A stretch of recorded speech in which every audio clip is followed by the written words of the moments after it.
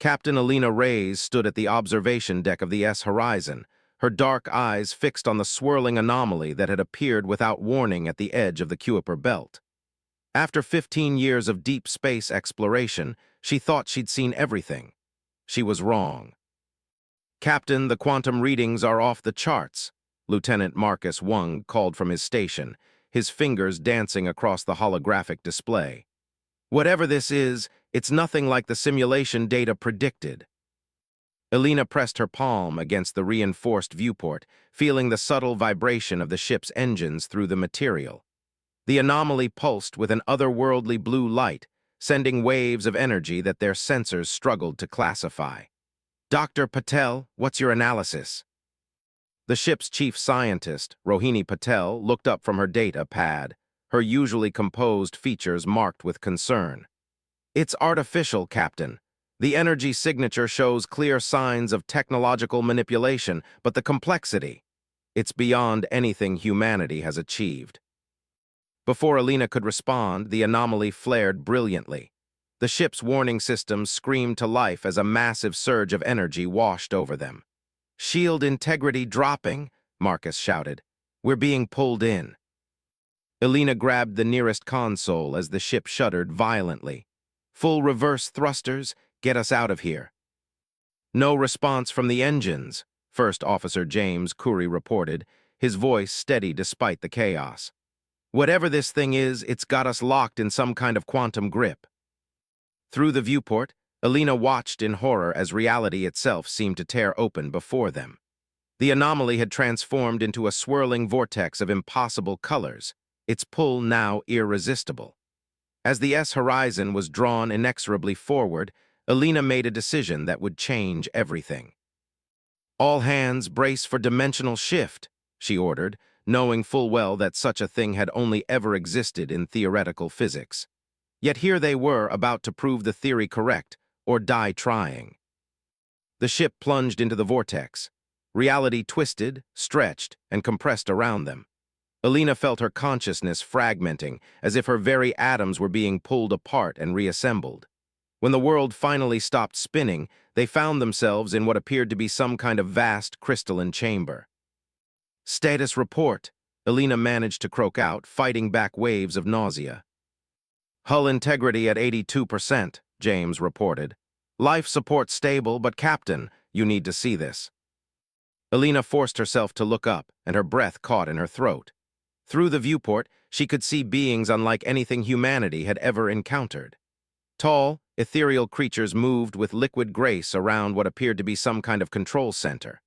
Their bodies seemed to shift between solid and translucent states, glowing with internal light that pulsed in complex patterns. "We are the Zorathi," a voice echoed directly in Alina's mind, causing her to stagger. "You have breached the boundary between realities. This transgression carries a price." One of the beings approached the ship, its form solidifying into something more substantial. Alina felt drawn to its presence, even as every instinct screamed at her to run. "Your vessel's quantum signature is incompatible with our realm," the voice continued. "Without our intervention, your atomic structure will begin to decay within hours. Your crew will die in agony as your reality rejects ours." Alina straightened her spine, years of command training taking over. "I am Captain Alina Reyes of the Earth Science ship Horizon. We meant no transgression. Our encounter with your gateway was purely accidental. Intent is irrelevant. The laws of reality are absolute." The being's light patterns shifted to what Alina somehow knew was an expression of grave significance. "However, there is a way to preserve your lives. One among you must accept the binding, a quantum-level modification that will link your existence to ours. Through this link, we can stabilize your crew's presence in our realm long enough to return you to your own." "And what does this binding entail?" Alina asked, already knowing she would be the one to bear this burden. "The chosen one will carry a piece of our essence. They will be bound by oath to serve as a bridge between our realities. When called upon, they must act in service of the Zorathi.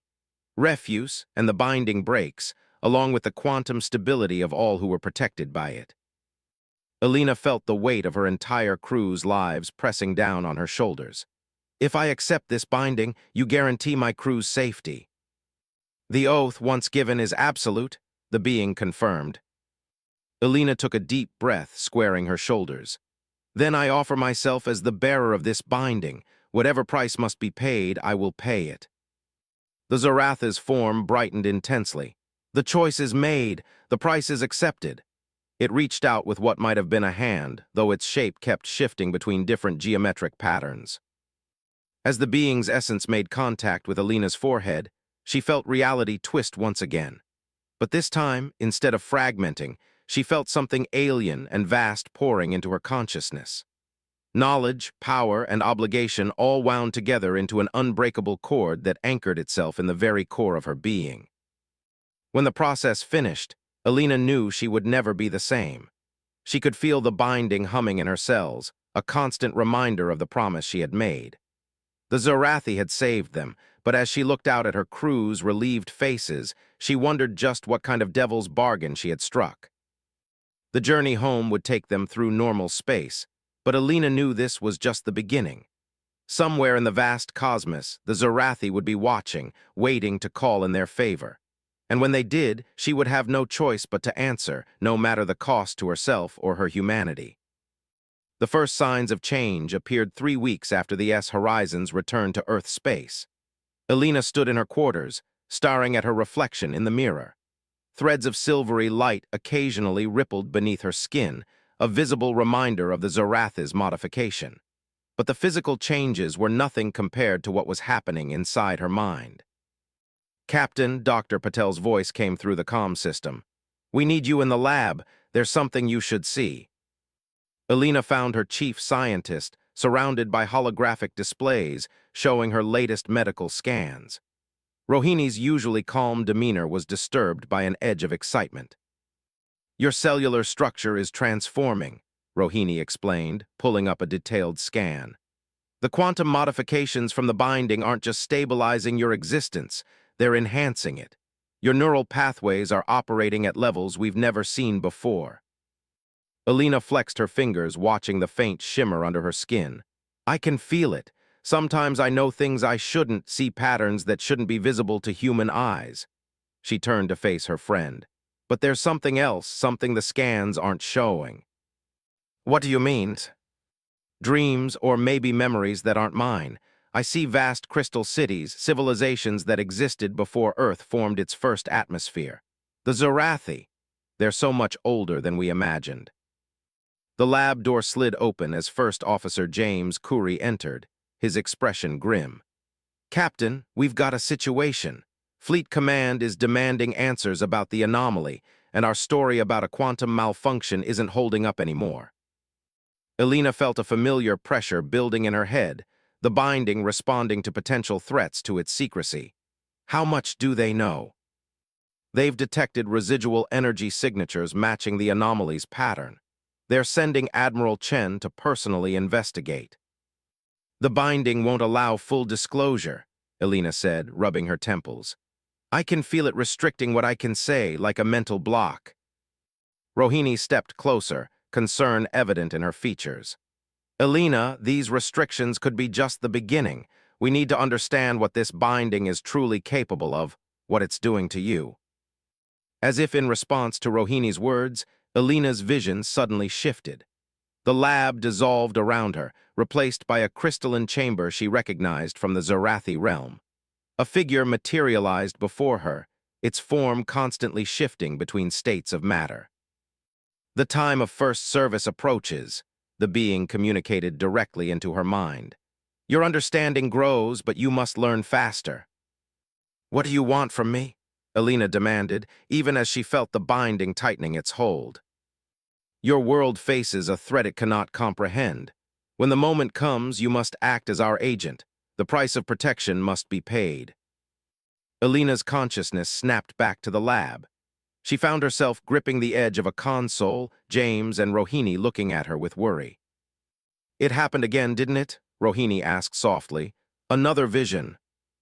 "They're preparing me for something," Elena managed, her voice hoarse. "But I don't know what." James crossed his arms, his military training evident in his stance. "Whatever's coming, you're not facing it alone. The crew stands with you, Captain. Elena felt a surge of gratitude, but it was tempered by fear.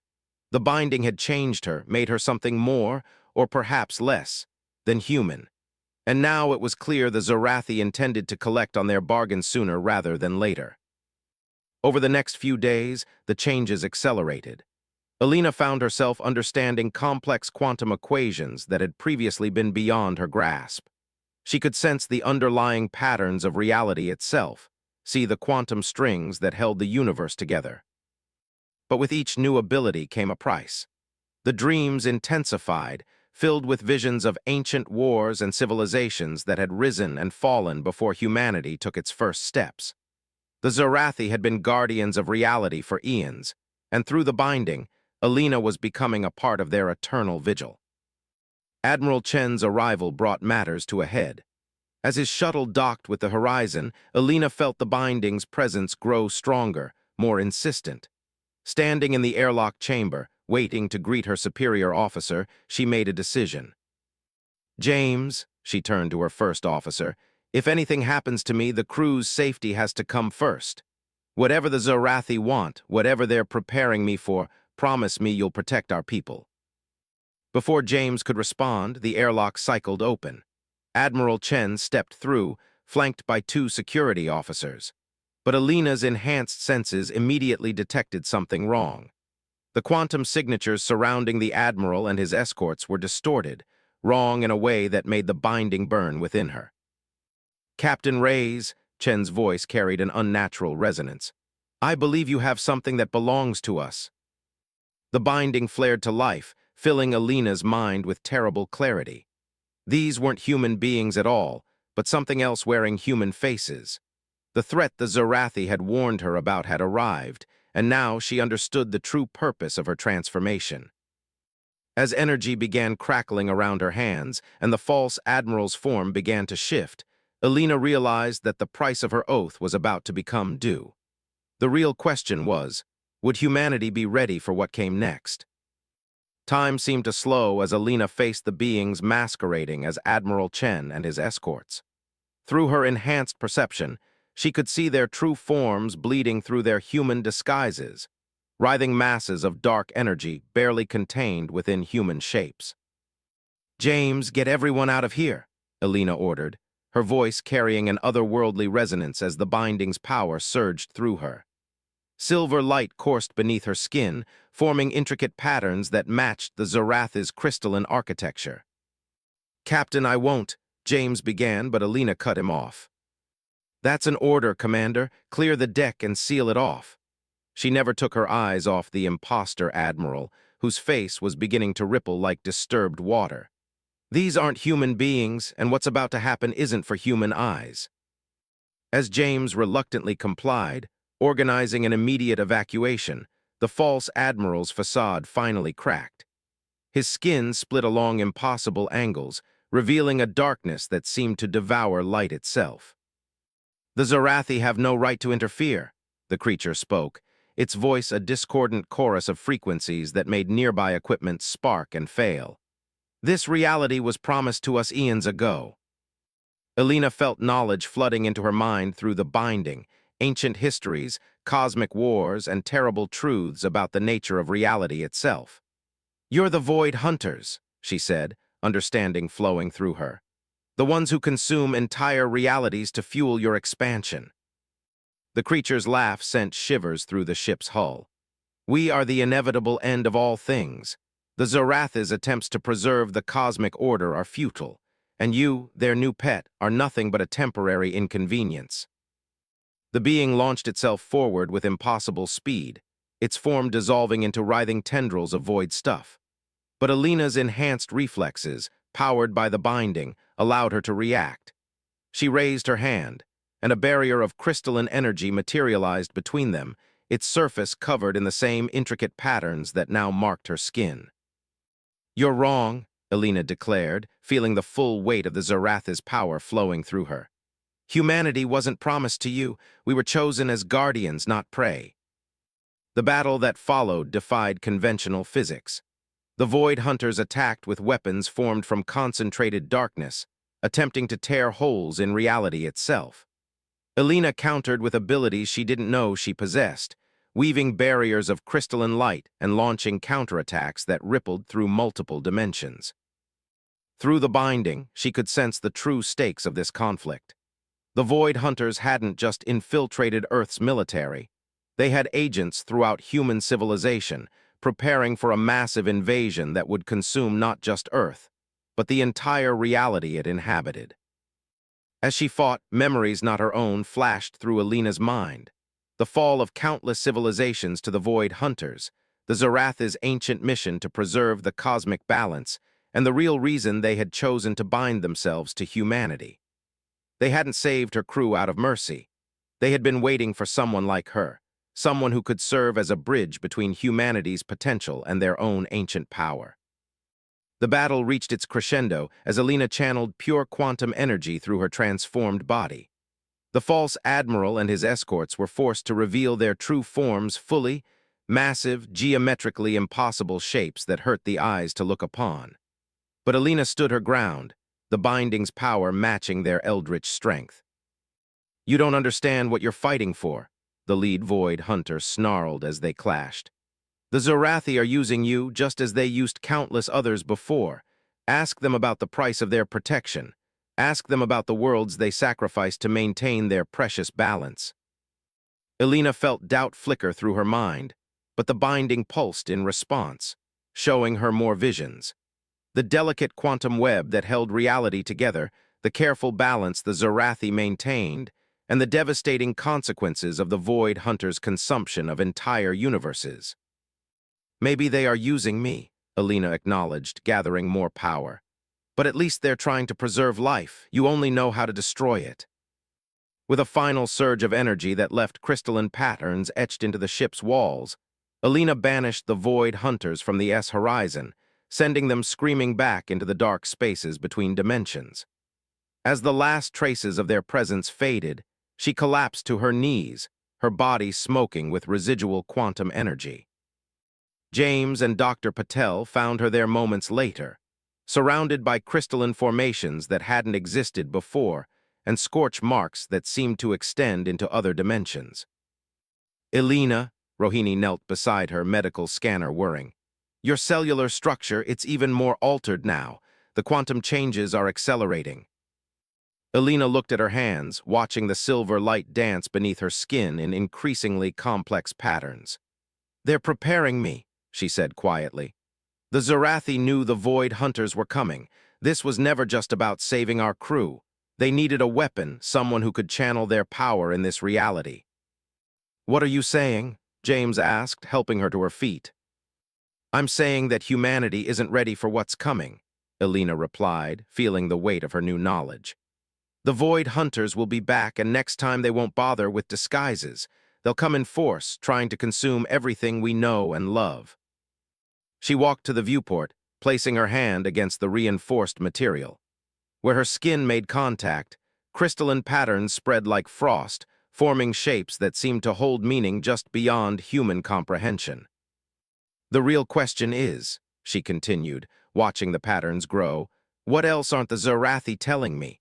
And how much of my humanity will be left when I finally learn the truth?"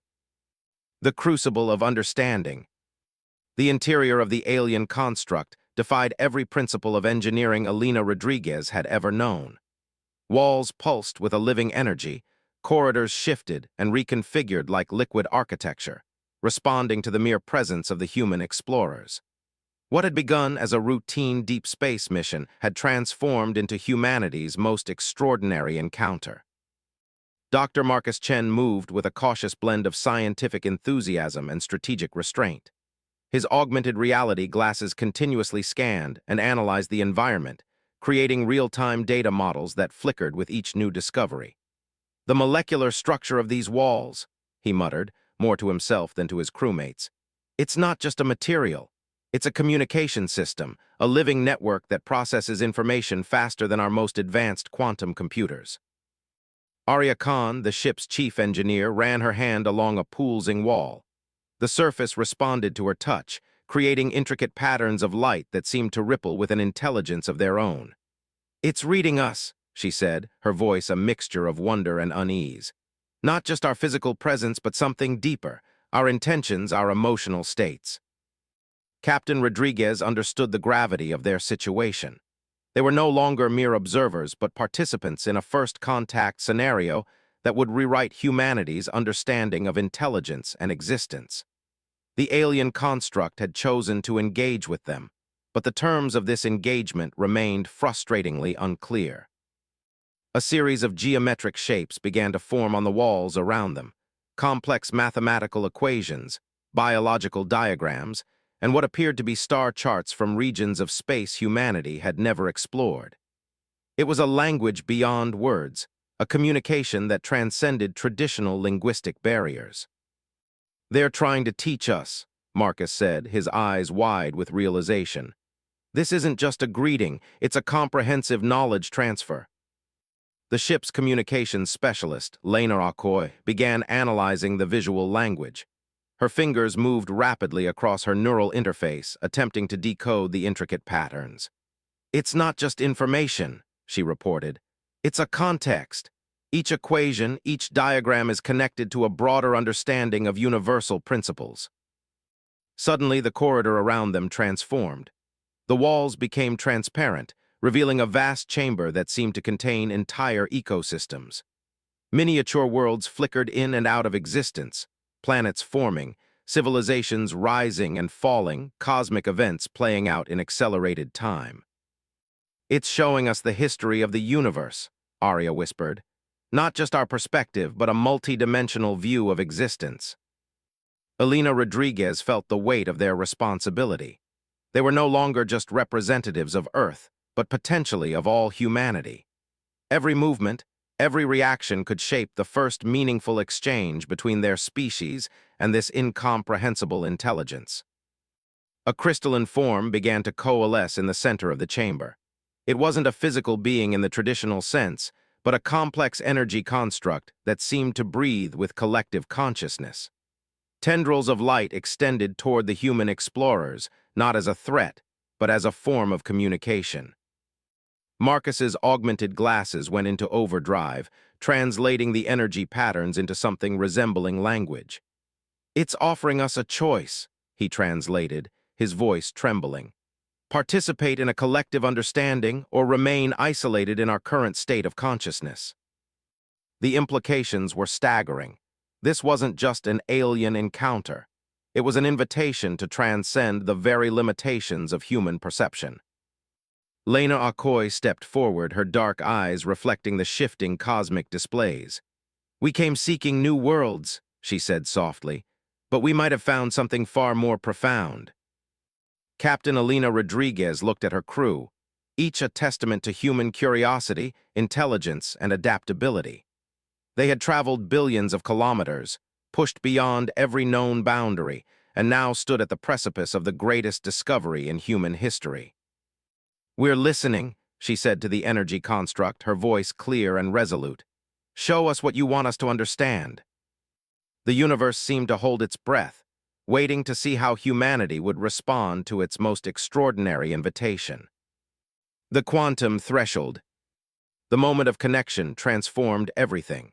What had begun as an encounter became a profound merging of consciousness that defied every known scientific principle. The energy construct surrounding the human crew began to pulse with an intensity that made reality itself seem malleable. Dr. Marcus Chen felt the first wave of transformation. His augmented reality glasses flickered and died, replaced by a perception that transcended technology. Images, concepts, and entire universes of knowledge flooded his mind, not as external information, but as lived experience. "It's showing us the fundamental fabric of existence," he said, his voice distant and reverent. The other crew members experienced similar revelations. Layers of reality peeled back, revealing intricate connections between matter, energy, and consciousness that human science had only dreamed of understanding. Arya Khan, typically the most pragmatic of the crew, found herself experiencing the birth and death of stars simultaneously. She witnessed the creation of complex molecular structures, watched civilizations rise and fall across countless galaxies, and understood the delicate balance of universal systems in a way no human had ever conceived. Captain Elena Rodriguez stood at the center of this cosmic revelation. Unlike traditional military or scientific leaders, she approached the experience with a combination of disciplined focus and open-minded wonder. Her mind became a bridge, not just between her crew and the alien intelligence, but between humanity's limited understanding and a much larger cosmic perspective. The energy construct communicated not through words, but through direct experiential transfer. Each crew member underwent a simultaneous process of learning and transformation. They were being challenged, tested, and fundamentally reshaped. Lena Okoye, the communications specialist, discovered something extraordinary. The alien intelligence wasn't just sharing information, it was evaluating humanity's potential. Every reaction, every emotional response, every moment of comprehension was being carefully analyzed. "We're being judged," Lena realized, "not as a threat but as a potential partner in something much larger." The chamber around them continued to shift. Entire galaxies condensed and expanded within moments. Complex mathematical equations became living landscapes. The boundaries between observation and participation blurred completely. Marcus's scientific mind worked overtime, trying to process the impossible. "It's a testing ground," he said, understanding dawning in his voice. "They're not just showing us knowledge, they're determining whether humanity is ready to join a larger cosmic community." The revelation was both terrifying and exhilarating. Humanity had always dreamed of first contact, but no one had imagined it would be so profoundly transformative. This was more than meeting an alien species. This was a fundamental reevaluation of what it meant to be intelligent, to be alive, to exist. Arya began to understand the true nature of their encounter. The alien construct was a gateway, a quantum threshold that separated known reality from something far more complex. Humanity was being offered a choice: remain confined to their current understanding or take a leap into a broader cosmic consciousness. Captain Rodriguez felt the weight of representation. Every human emotion, every nuance of their collective experience was being evaluated. Their curiosity, their resilience, their capacity for both destruction and creation, all of it laid bare before this incomprehensible intelligence. "We came seeking new worlds," Elena thought, her mind now part of a vast interconnected network. "But we found something far beyond a simple discovery." The chamber pulsed with anticipation. The human crew stood at the edge of the most significant moment in their species' history. Whatever choice they made would determine humanity's place in a universe far more complex and interconnected than they had ever imagined. Time seemed to hold its breath. The quantum threshold wavered, waiting for humanity's response.